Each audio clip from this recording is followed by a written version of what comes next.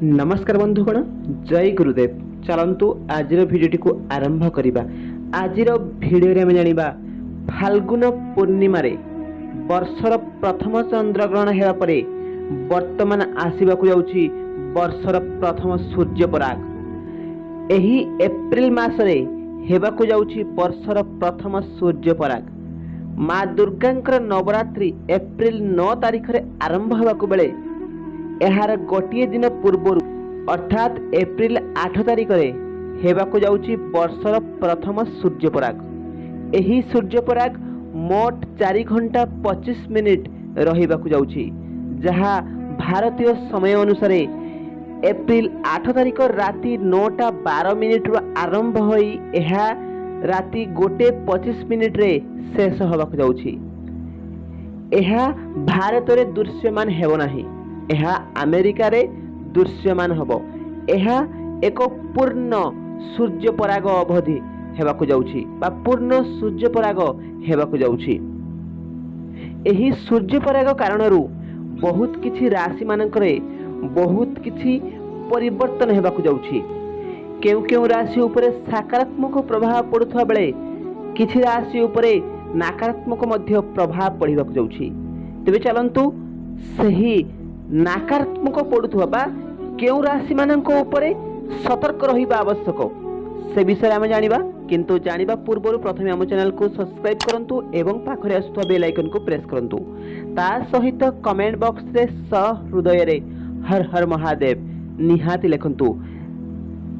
यह लेखिबा द्वारा देखिबे आपनक जीवन में बहुत किछि परिवर्तन आसीबो। भगवान नाम लिखंतु। यह लेखिबा द्वारा आपनकर बहुत मात्रा आपनक जीवन में किछि पॉजिटिव एनर्जी आसीबो।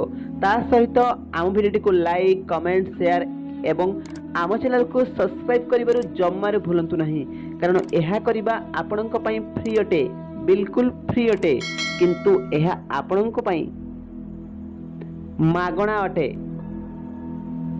आमको दया करी सब्सक्राइब आम चैनल को निहाती करंतु। ता सहित आम वीडियो को शेष पर्यंत देखंतु।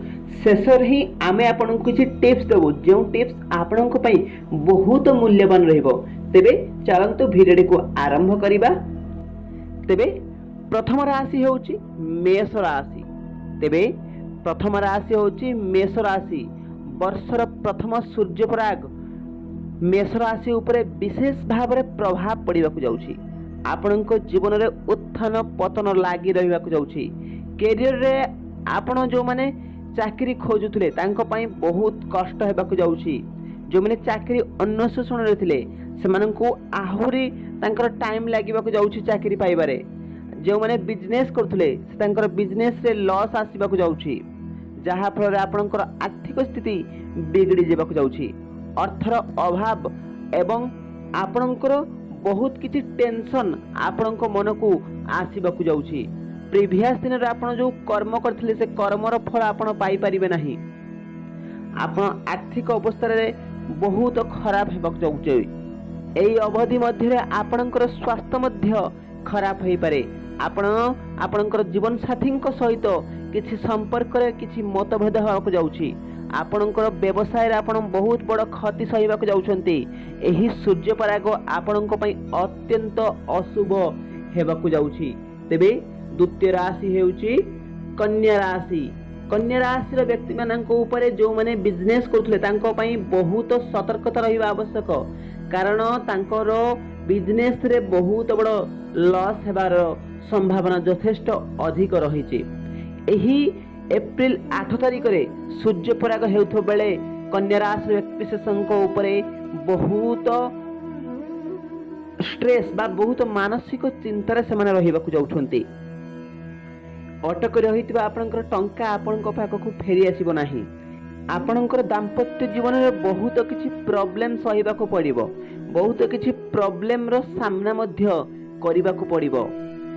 तेबे तृतीय राशि हेउची बिछा राशि।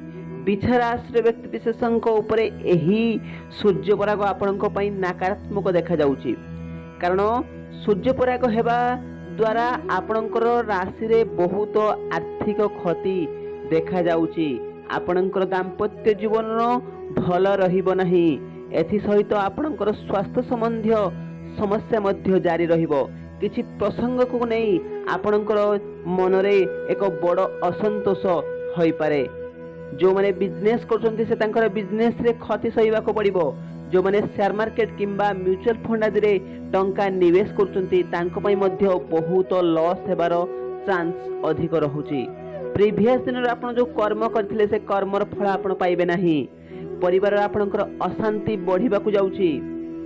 आपणकर करियर मध्य बहुत बड़ समस्यार सम्मुखीन मध्य आपण हेबा को जाउछन्ती। तेबे चतुर्थ राशि होची कुंभ राशि। कुंभ राशि व्यक्ति विशेषଙ୍କ ପାଇଁ प्रथम सूर्य पराग आपणଙ୍କ ପାଇଁ नकारात्मक प्रभाव नहीं आसुअछि। कुंभ राशि उपरे मध्य आपणଙ୍କର अप्राकृतिक जोग मध्य सृष्टि हेउछि। कैरियर रे आपण बहुत बड़ समस्या सम्मुखीन हेबाकु जाउछन्ती। ऑफिस एवं सहकर्मीଙ୍କ सहित आपणଙ୍କର झगड़ा मध्य होई पारे। आपण ट्राई करंतु आपण अजथा काहा कथारे पड़इबे नाही।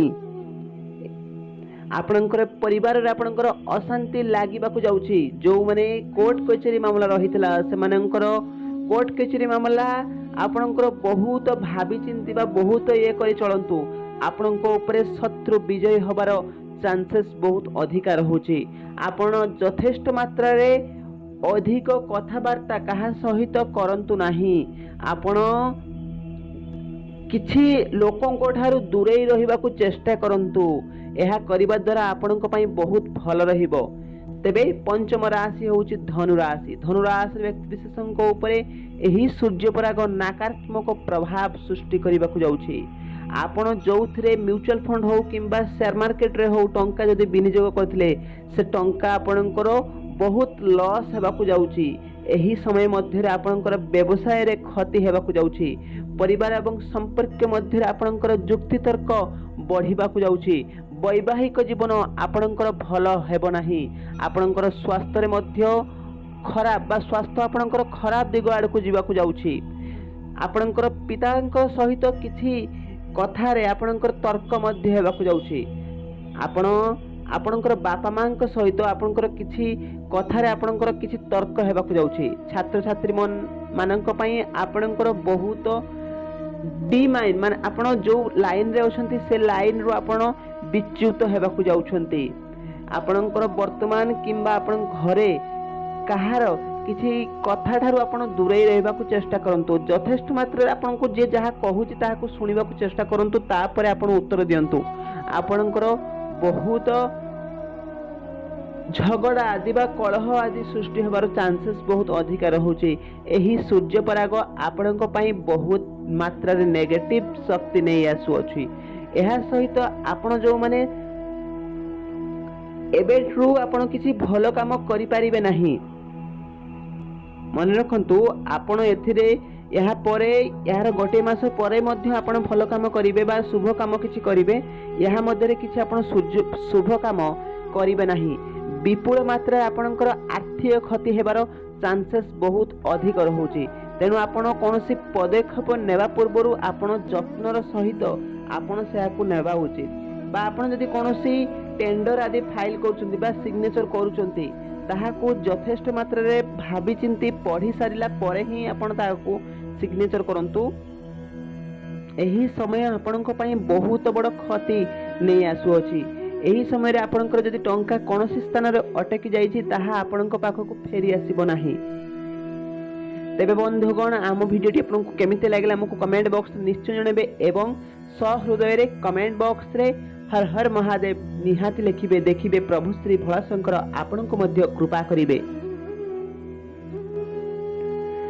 ता सहित आजिर टिप्स हेउची आपणक पई।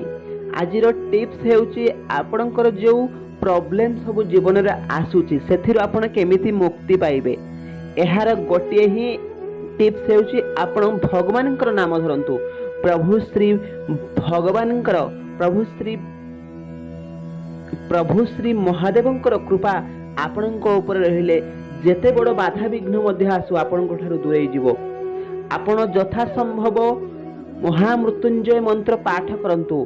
दिन रे हो किंबा राति रे हो आपण घरे मध्य महामृत्युंजय पाठ करंतु।